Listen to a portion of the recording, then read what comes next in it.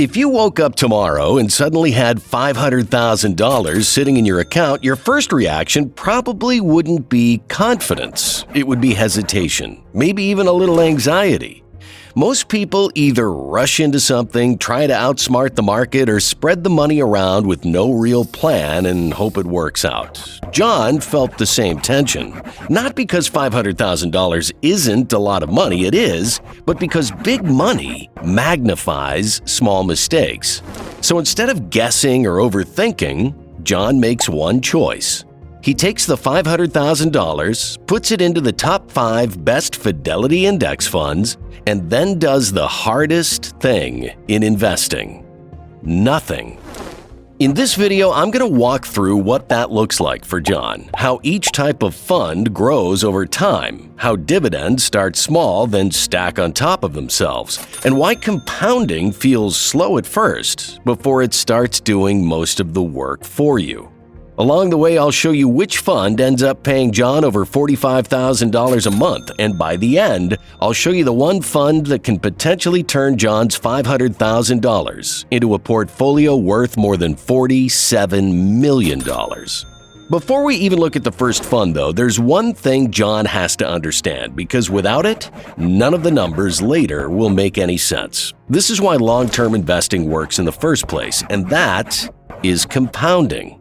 Most people hear the word compounding and think it's just a formula. In reality, it's more like momentum.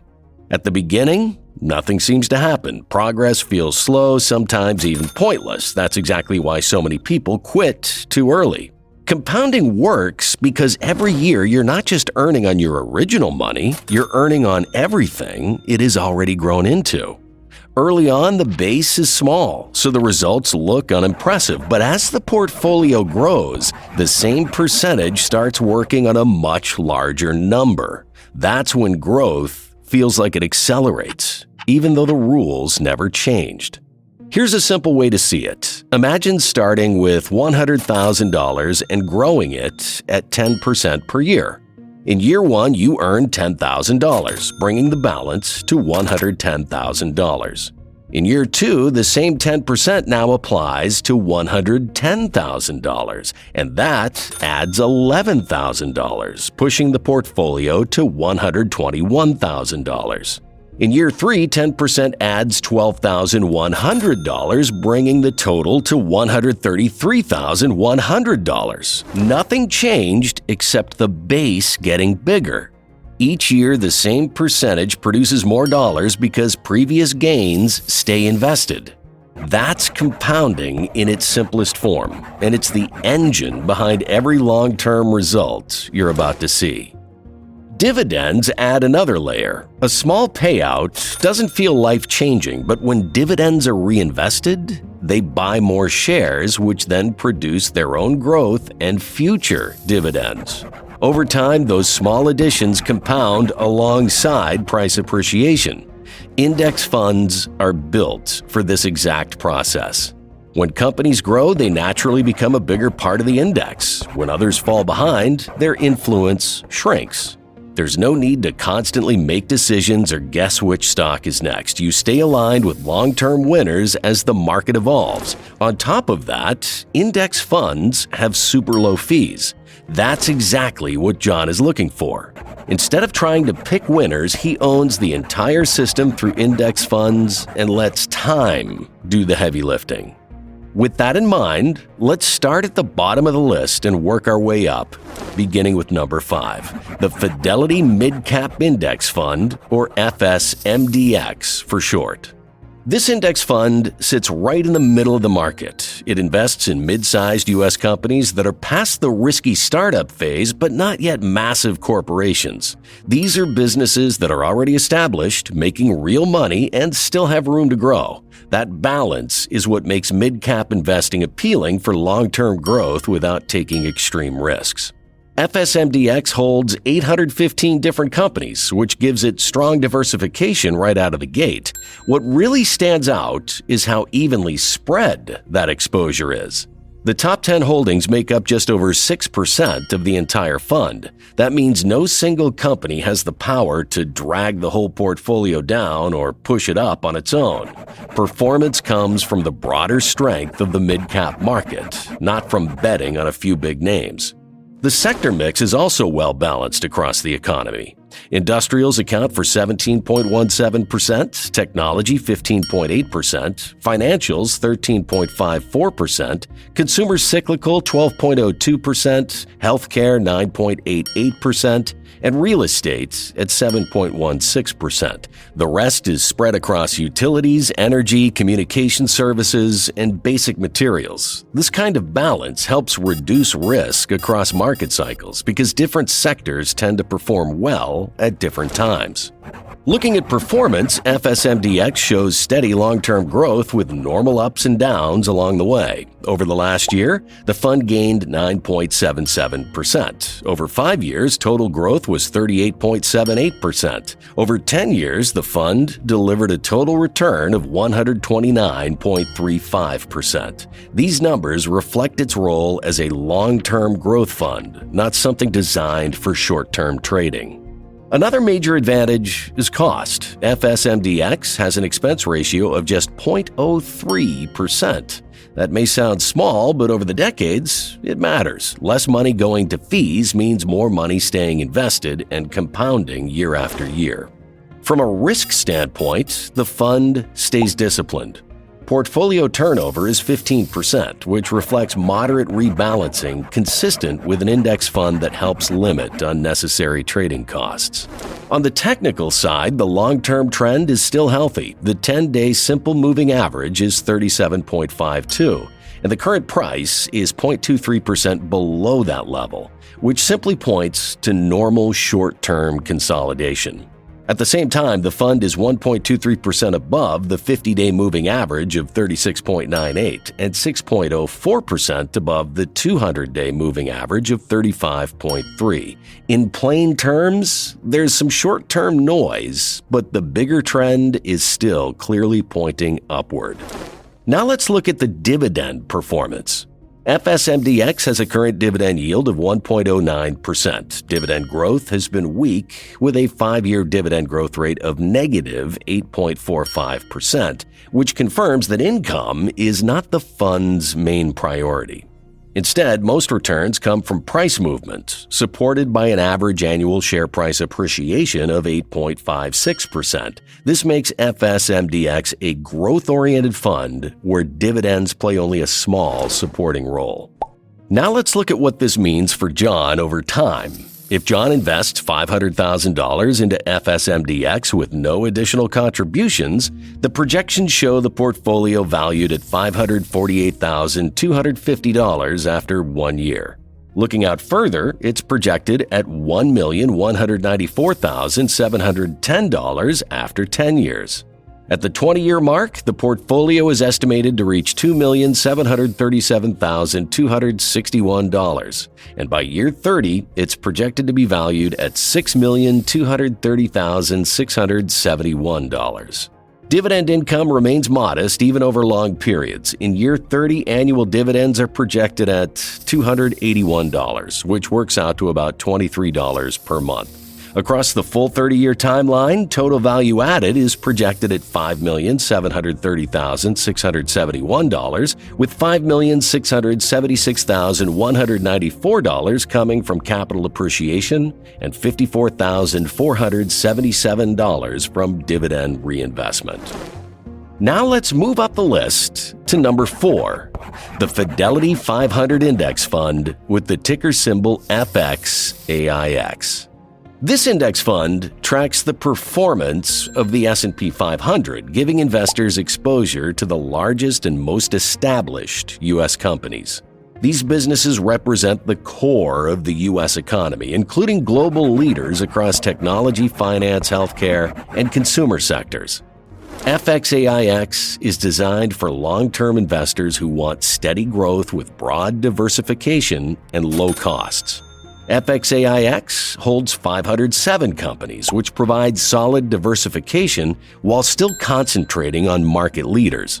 The top 10 holdings account for 40.1% of the portfolio, which means performance is meaningfully influenced by the largest companies. That's not a flaw, it's how market cap-weighted indexes work. The most valuable and successful businesses naturally carry more weight. Sector exposure reflects that structure. Technology makes up 36.87% of the portfolio, followed by financials at 12.58%, consumer cyclical at 10.66%, communications services at 10.38%, and healthcare at 8.96%. Industrials account for 7.4%, with smaller allocations to consumer defensive, energy, utilities, real estate, and basic materials. This mix allows FXAIX to benefit strongly during economic expansion while still maintaining exposure across the broader market. Looking at performance, FXAIX has delivered strong and consistent long-term growth. Over the last year, the fund gained 15.7%. Over 5 years, total growth was 87.66%. Over the longer 10-year period, FXAIX delivered a total return of 232.62%, clearly highlighting the strength of large-cap U.S. equities when held through full market cycles. Another major advantage of FXAIX is cost efficiency. The fund has an extremely low expense ratio of just 0.02%, meaning nearly all of the fund's returns stay in the investor's pocket. FXAIX follows a very stable long-term strategy with minimal trading activity. The turnover ratio is just 3%, which means the fund rarely makes changes. This low turnover helps reduce costs and keeps the strategy focused on long-term market growth rather than short-term moves. FXAIX is trading above its key moving averages, which signals strong momentum. Dividend income plays a supporting role here. FXAIX has a current dividend yield of 1.1%, and dividend growth has been steady with a 5-year dividend growth rate of 4.93%. Average annual share price appreciation sits at 12.73%, which explains why capital growth does most of the heavy lifting. Now let's look at how this plays out for John. With an initial investment of $500,000, the projections show the portfolio valued at $569,150 after 1 year. Looking out 10 years, it's projected to reach $1,776,097. At the 20-year mark, the portfolio is estimated at $6,070,882. And after 30 years, it's projected to be valued at $20,398,411. Dividend income becomes more meaningful over time. In year 30, annual dividends are projected at $18,869, which works out to about $1,572 per month. Across the full 30-year period, total value added is projected at $19,898,411, with $19,565,670 coming from capital appreciation and $332,741 from dividend reinvestment. These numbers are great, but there are even better options to come as John moves up the ladder.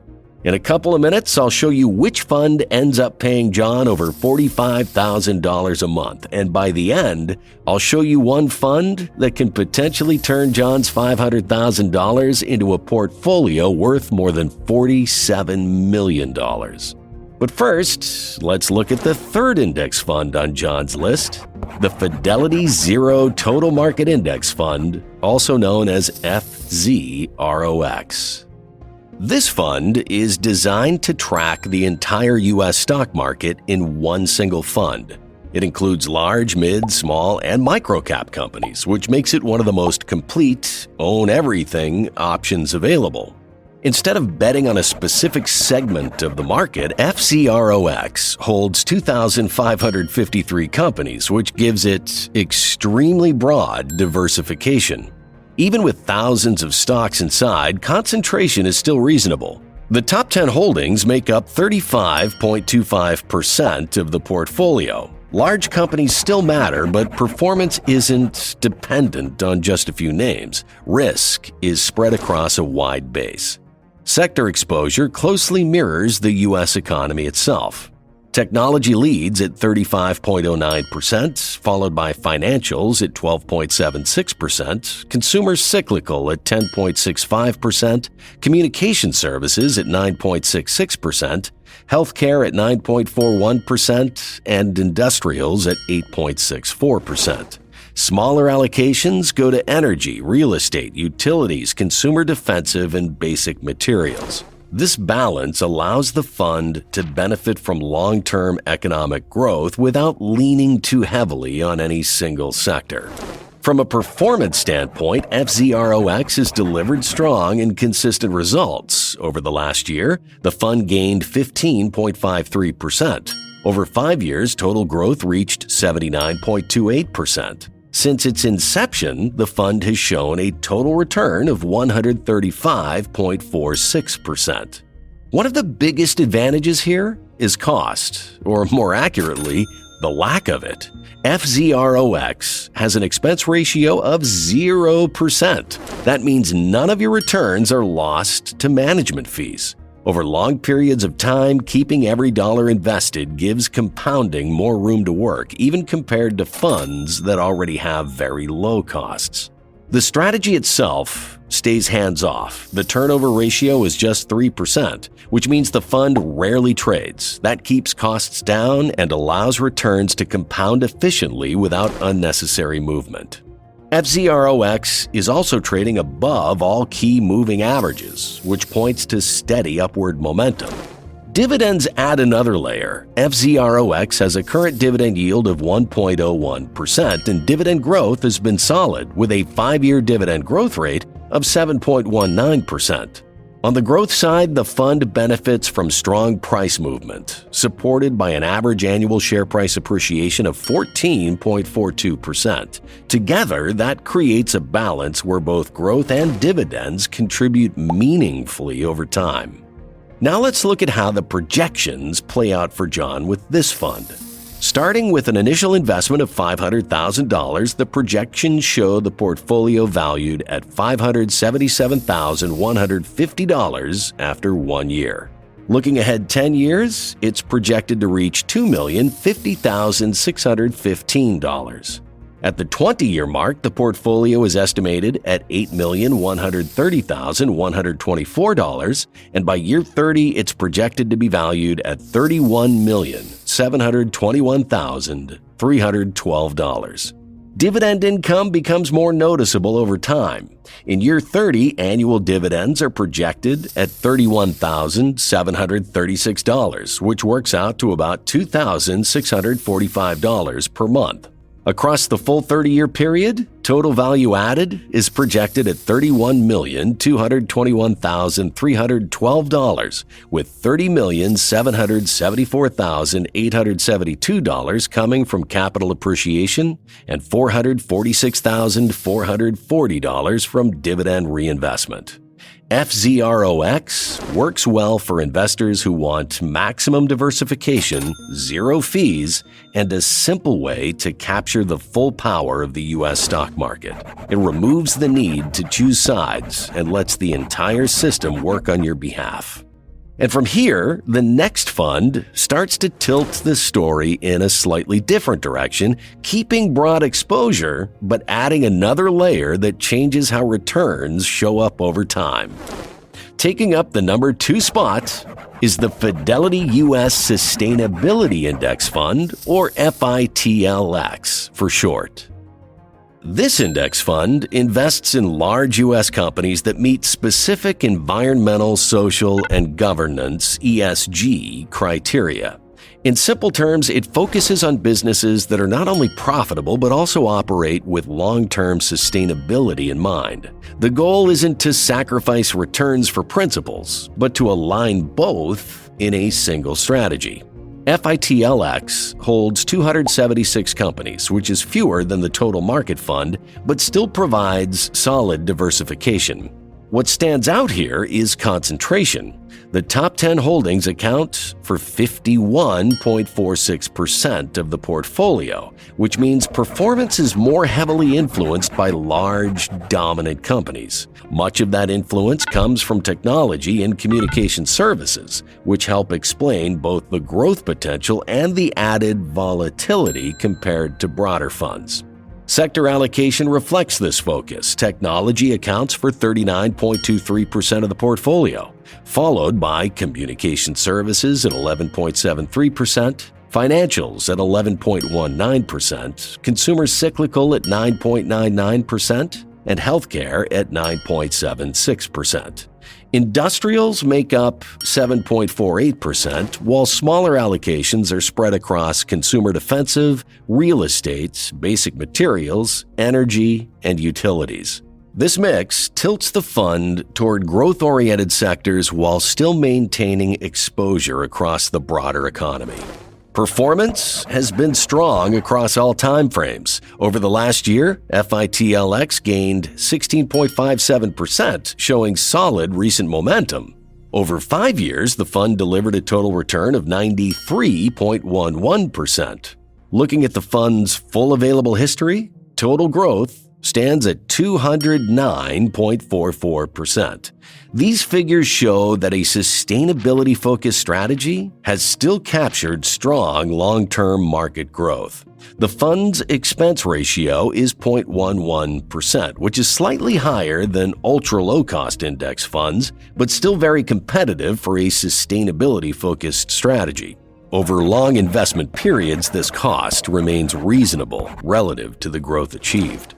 FITLX has a higher turnover compared to broad market index funds, with a turnover ratio of 9%. This reflects periodic rebalancing based on sustainability criteria rather than frequent trading. While this adds a bit more movement than traditional index funds, it still remains firmly long-term in nature. FITLX is trading above all major moving averages, which signals solid momentum. Dividends are where this fund really starts to separate itself. FITLX has a current dividend yield of 1.1%, and dividend growth has been unusually strong with a 5-year dividend growth rate of 15.42%. At the same time, average annual share price appreciation sits at 13.45%. Now let's look at how the projections play out for John with this index fund. Starting with $500,000, the model shows the portfolio sitting at $572,750 after the first year. As time does its thing, the value is projected to climb to $1,962,531 by year 10, and at the 20-year point, the portfolio is valued at $7,878,915. By year 30, it reaches $32,508,831. This is also where the income side really starts to show up for John. By year 30, annual dividends are projected at $545,680, which translates to roughly $45,473 each month. Over the full 30-year stretch, the total value added comes to $32,008,831, with $28,364,839 coming from price growth and $3,643,992 coming from reinvested dividends. Now let's move to the top index fund on the list that takes growth to another level. At number 1 on John's list, this is the Fidelity NASDAQ Composite Index Fund, also known as FNCMX. It tracks the NASDAQ Composite Index. This part of the market is built entirely around growth, technology, innovation, and companies that are shaping how the economy works tomorrow. Software, artificial intelligence, semiconductors, cloud computing, digital platforms, this fund lives right at the center of all of it. That focus comes with trade-offs. FNCMX tends to move faster than broader market funds. When markets are strong, it usually pulls ahead. However, when markets pull back, it often drops harder too. John knows going in that this fund isn't about stability, it's about long-term upside. FNCMX holds 2,914 companies, which sounds diversified at first glance, but concentration tells the real story. The top 10 holdings make up 60.36% of the portfolio. That means results are driven by a relatively small group of massive technology companies rather than being evenly spread across all holdings. The sector breakdown makes that clear. Technology alone accounts for 53.15% of the fund. Communication services make up 15.71%, consumer cyclical 13.89%, and healthcare at 5.39%. Financials, industrials, and the remaining sectors play much smaller roles. This structure explains why FNCMX has delivered powerful long-term growth and why volatility is part of the package. Performance numbers reflect that aggressive growth tilt. Over the last year, FNCMX gained 19.26%. Over 5 years, the fund delivered a total return of 86.26%. Over 10 years, returns reached 349.46%. These are the kinds of results that show up when growth cycles are strong, which it has been over the past decade or so. But they also come with sharper drawdowns when markets get stressed. Costs are higher than broad market index funds, but still reasonable for what you're getting. FNCMX has an expense ratio of 0.29%, which reflects its specialized exposure rather than inefficiency. Trading activity stays low. The turnover ratio is just 2%, meaning the fund sticks closely to its index and doesn't churn the portfolio. That helps keep costs and tax drag under control, even though price swings can be larger.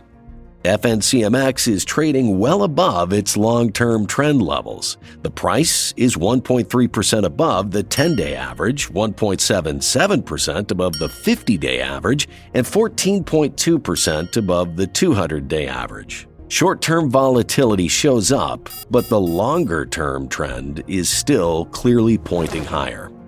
Income isn't the goal here. FNCMX has a current dividend yield of 0.49%, and dividend growth has been negative, with a 5-year dividend growth rate of negative 4.88%. That confirms what John already expects. This fund is almost entirely about price appreciation, and that growth has been strong, supported by an average annual share price appreciation of 16.34%. Now, let's look at what the projections show when John lets this index fund run with his $500,000. The model shows the portfolio valued at $584,200 after 1 year. Over time, the compounding accelerates. By year 10, the portfolio is projected at $2,313,322. At the 20-year mark, it reaches $10,525,966, and by year 30, the value expands to $47,821,177. Dividend income barely registers, even after decades. In year 30, annual dividends are projected at just $204 or about $17 per month. Over the full period, total value added comes to $47,321,177, with $47,293,036 coming from capital appreciation and only $28,141 from dividend reinvestment. This is a pure growth play. It's volatile, it's concentrated, and for John, it's the fund that shows what long-term compounding can look like when growth is pushed to the extreme. These numbers are incredible, no doubt, but not everyone has $1 million to start with. There's actually an even easier way to reach a reasonable goal. Click the video on the screen to find out how to make $7,000 per month with only $20 a week.